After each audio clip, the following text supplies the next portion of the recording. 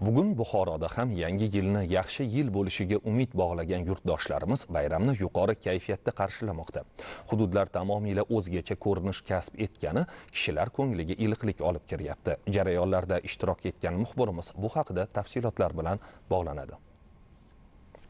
Yangi yilni barcha orziqib kutadi. Yangi yil yangi maqsadlar, orzular bilan kirib kelishiga umid bog'laydi. Aytish kerak, Buxoroda ham yakuniga yetayotgan yil ulkan muvaffaqiyatlar yili bo'ldi. Ko'plab jabhalarda yuksak marralar zabt etildi. Viloyat markazidan tortib chekka qishloqlargacha farovonlik kirib bordi. Ijtimoiy sohalar rivoji yo'lida mislsiz islohotlar amalga oshirildi. Iqtisodiy ko'rsatkichlar karrasiga oshdi. Bunda zahmatkash xalqning mehnati muhim ahamiyat kasb etdi.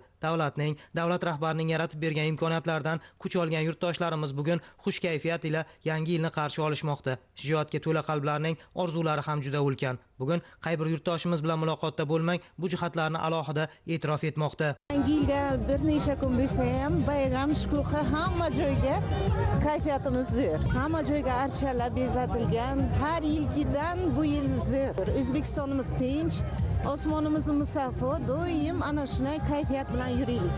Tinch va osoyishta yurtga albatta bayramlar yarashadi. Bugun archa atrofida oilasi bilan shodlikni, shodiyona kunlar shukuhini yana bir karra yurakdan his etayotgan. Shunday jannatmonand diyorda ertasi, izdoshi, farzandi tarbiya topayotgani xalqimizning qalbini iftixorga chulg'ayapti. Yangi yil arafasida butun shahrimiz bayram kayfiyatida, hamma joyda archalar bezatilgan.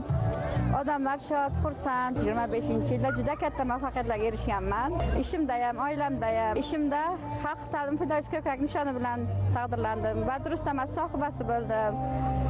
Xalqaro sertifikat sohibasi bo'ldim. Yangi yilda ham niyatlar bor, Xudo xohlasa. 2026-yil barcha uchun omadli yil bo'lsin.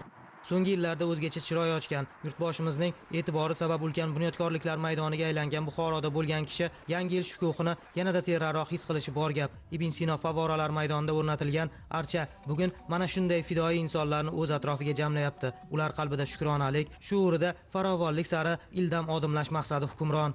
Atmosphere is very good. We are find here beautiful and best. Bilasizmi, atrofdagi muhit, atmosfera juda ham ajoyib. Hozirda Buxoroda tahsil olyapmiz. Yangi yil arafasida shahar juda go'zal ko'rinishga ega bo'ldi. Do'stlarimiz bilan kelib, maroqli hordiq chiqaryapmiz.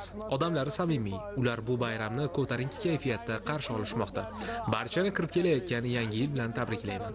Bayramlar ko'p, shodiyona kunlarni nishonlashga sabablar topiladi. Ammo yangi yilni qarshilashda ma'no va maqsadlar o'zgacha. Bu yilda ushalmagan orzularning ro'yobini kutadi xalqimiz. Xuddi shunday umidlar barchani oldinga sari chorlayveradi.